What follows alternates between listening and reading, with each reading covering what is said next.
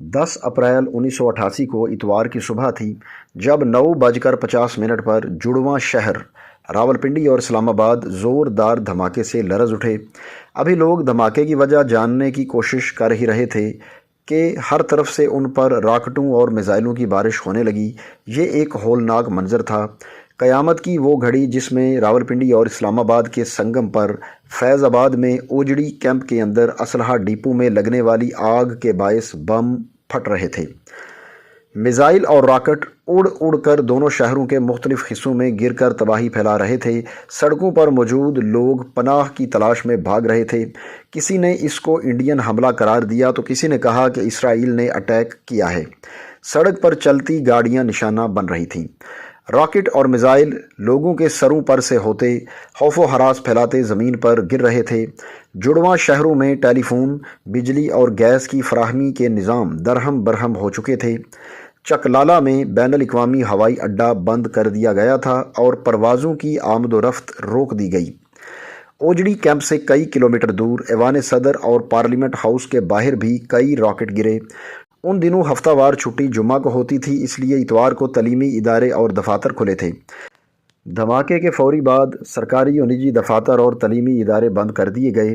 اوجڑی camp کے اسلحہ خانے میں لگی آگ بھڑک اٹھی تھی اور کیمپ سے ملحقہ دادن خان کے رہائشی گھر سرمے کا ڈھیر بن چلے تھے۔ زخمیوں کے جسموں کے اعضاء اڑ گئے تھے، جسم پوری طرح جھلس گئے تھے۔ ہسپتالوں میں تل دھرنے کو جگہ نہ تھی۔ فوجی دستوں نے علاقے کو گھیرے میں لے رکھا تھا اور امدادی کارروائیاں عروج پر تھیں۔ اس دوران اطلاع آئی کہ اسلام آباد کی طرف آتے ہوئے سابق وفاقی وزیر برائے پیداوار محمد حقان عباسی کی چلتی گاڑی پر 2 راکٹ گرے، جس کے نتیجے میں حقان عباسی ہلاک ہو گئے جبکہ ان کے بیٹے زاہد عباسی شدید زخمی ہوئے۔ زاہد عباسی بعد ازاں 14 سال تک کوما میں رہنے کے بعد فوت ہوئے۔ اوجڑی کیمپ سے کئی کلومیٹر دور ایوان صدر اور پارلیمنٹ ہاؤس کے باہر بھی راکٹ گرے۔ وفاقی حکومت نے فوری طور پر 3 روزہ قومی سوگ کا اعلان کیا۔ راولپنڈی کی رہائشی ثریا منیر کی عمر اس واقعے کے وقت 13 سال تھی اور وہ اپنے اہل خانہ کے ہمراہ خیابان سر سید میں رہائش پذیر تھیں۔ ثریا منیر کہتی ہیں، اس روز سکول میں ٹیسٹ تھا اور میں اپنی کزن کے ساتھ سکول جانے کے لیے قریب ہی اپنی چچی کے گھر گئی۔ اس وقت وہ واشنگ مشین پر کپڑے دھو رہی تھیں۔ میرے داخل ہونے کے چند منٹ بعد زوردار دھماکہ ہوا کہ واشنگ مشین بھی اچھل گئی۔ ہم سب چیخ پڑے، پھر ہر طرف سے چیخو پکار سنائی دینے لگی۔ خیابان سر سید سے نالہ لئی کے دوسری جانب کٹاریاں کی آبادی اور اس کے ساتھ اوجڑی کیمپ ہے۔ ہم نے اوجڑی کیمپ سے سیاہ دھوئیں کے بادل اٹھتے ہوئے دیکھے اور پھر مسلسل دھماکے سنائی دینے لگے۔ اس کے فوری بعد فضا میں راکٹ برسنے لگے۔ بھگدڑ مچی ہوئی تھی، ہر کوئی چیخ رہا تھا کہ بھارت نے فضائی حملہ کر دیا ہے۔ وہ بتاتی ہیں، ہمارے سمیت تمام لوگ مرد اور خواتین گھر بار کھلے چھوڑ کر بنگش کالونی کی طرف بھاگ کھڑے ہوئے۔ عورتوں کے پاؤں میں جوتے اور سروں پر دوپٹے نہیں تھے۔ کسی کو اپنے بچوں کا بھی خیال نہ تھا۔ یوں کہیں کہ قیامت کا منظر تھا اور ہر کوئی صرف اپنی جان بچانے کی فکر میں تھا۔ میں کبھی سوچتی ہوں تو دعا کرتی ہوں کہ خدا اب ایسا منظر زندگی میں نہ دکھائے۔ فیض آباد کے مقام پر واقع اوجڑی کیمپ سے کئی کلومیٹر دور پاکستان ٹیلی ویژن کے اکاؤنٹس کے شعبہ میں خدمات انجام دینے والے Muhammad Javed P T V headquarters کی 4تھی منزل پر تھے۔ وہ کہتے ہیں کہ ہم دفتر پہنچ کر کام شروع کر چکے تھے جب ایک زوردار دھماکے سے کھڑکیاں دروازے بجنے لگے۔ یوں لگا کہ جیسے کوئی بہت بڑا بم کہیں گرا ہو۔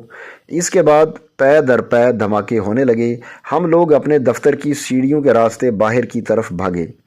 ہر طرف خوف کی فضا تھی۔ ہر آدمی انڈین حملے کی بات کر رہا تھا کہ بڑا فضائی حملہ کر دیا گیا ہے، جس کی وجہ سے ہر طرف راکٹ اور میزائل گر رہے ہیں۔ ہمارے دفتر کے عقب میں سرکاری فلیٹس گلشن جناح ہیں، جہاں ایک راکٹ آ کر لگا جس سے زوردار دھماکہ ہوا اور ہمارے دفتر کے کچھ ساتھی پی ٹی وی کی عمارت سے نکل کر سامنے مارگلہ کی پہاڑیوں کے ٹریل 5 کی طرف بھاگ کھڑے ہوئے۔ ان کا خیال تھا کہ وہ محفوظ جگہ ہوگی۔ کچھ لوگوں نے قائد اعظم یونیورسٹی کی سمت بری امام کے مزار کی جانب بھاگنا شروع کر دیا۔ تب تک کسی کو یہ اندازہ نہیں تھا کہ اصل میں یہ واقعہ کیا ہے۔ ٹیلی ویژن کے عملے کا کوئی بھی فرد عمارت کے اندر موجود نہیں تھا اور نہ ہی کوئی بریکنگ نیوز دی جا رہی تھی۔ بس ایک بھگدڑ تھی جو مچی ہوئی تھی۔ انیس رحمان اس روز راولپنڈی کے صدر کے علاقے میں اپنے دفتر میں موجود تھے۔ انہوں نے بتایا کہ یہ ایک خوفزدہ کر دینے والا واقعہ تھا۔ ہمارا دفتر عمارت کی دوسری منزل پر واقع تھا کہ اچانک زوردار دھماکے نے خوف و ہراس پھیلا دیا۔ ہم لوگ دفتر کی عمارت سے نکل کر نیچے کشمیر روڈ پر آ گئے، جہاں لوگ چلا رہے تھے اور ایک دوسرے کو پکار رہے تھے۔ ہر تھوڑی دیر بعد ایک راکٹ آ کر گرتا، جیسے کوئی ماہر نشانہ باز فائر کر رہا ہو۔ میں نے ایک موچی کو دیکھا جو اس ہنگامے سے بے نیاز جوتے گانٹنے میں مصروف تھا۔ میرے دیکھتے دیکھتے ایک راکٹ نے اسے ہٹ کیا اور پھر میں نے اس کے جسم کو ہوا میں اچھلتے اور پھر زمین پر گرتے دیکھا۔ میری آنکھیں مزید اس منظر کی تاب نہ لا سکیں۔ جب راولپنڈی اور اسلام آباد کے شہریوں پر بارود کی بارش جاری تھی، تب اس وقت کے صدر جنرل ضیاء الحق منی اسلامی سربراہی کانفرنس میں شرکت کے لیے کویت میں تھے، اور یہ کانفرنس اسی روز شروع ہونے والی تھی جبکہ وزیر اعظم محمد خان جنیجو کراچی میں تھے۔ جنرل ضیاء الحق نے فوری طور پر وزیر اعظم محمد خان جنیجو سے ٹیلی فون پر رابطہ کیا اور صورتحال سے آگاہی حاصل کرتے ہوئے ہدایات بھی جاری کیں۔ اتوار کی شام وزیر اعظم محمد خان جنیجو کراچی سے لاہور پہنچ گئے۔ چکلالہ ایئرپورٹ کے VIP لاؤنج میں انہوں نے اعلیٰ سطحی اجلاس کی صدارت کی۔ انہیں حادثے کے نقصانات اور اس کی تفصیلات پر متعلقہ حکام نے بریفنگ دی۔ پاکستان پیپلز پارٹی کی چیئرپرسن بینظیر بھٹو نے اس حادثے کو حکومت کی مکمل ناکامی قرار دیتے ہوئے مطالبہ کیا کہ اس کی مکمل انکوائری سپریم کورٹ کے جج سے کرائی جائے۔ 10 اپریل کی شام قومی اسمبلی کے اجلاس میں انصاف و پارلیمانی امور کے وفاقی وزیر وسیم سجاد نے اجلاس ملتوی کرنے سے پہلے ایک بیان پڑھ کر سنایا، جس میں کہا گیا کہ فوج کے بارود کے ذخیرے میں اس وقت اتفاقیہ آگ لگ گئی جب ایک ٹرک سے بارود کو سنبھالا جا رہا تھا۔ ٹرک میں آگ بھڑکی تو اس نے پورے ذخیرے کو اپنی لپیٹ میں لے لیا۔ اس واقعے میں 58 سے زائد افراد ہلاک اور 800 سے زائد زخمی ہو گئے۔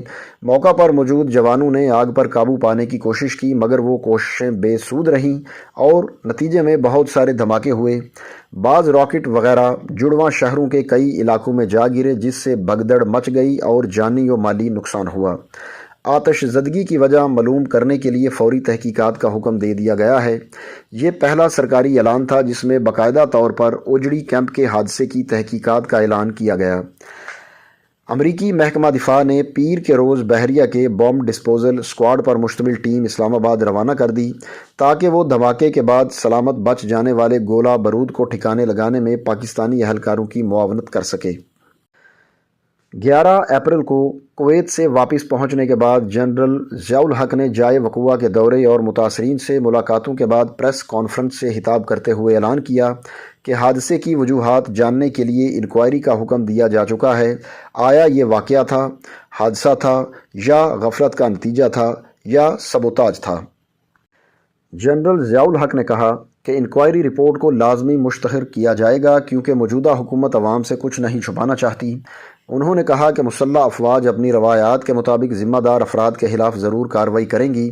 صدر ضیاء الحق نے کہا کہ وہ حقائق پر پردہ ڈالنے کے عادی نہیں ہیں۔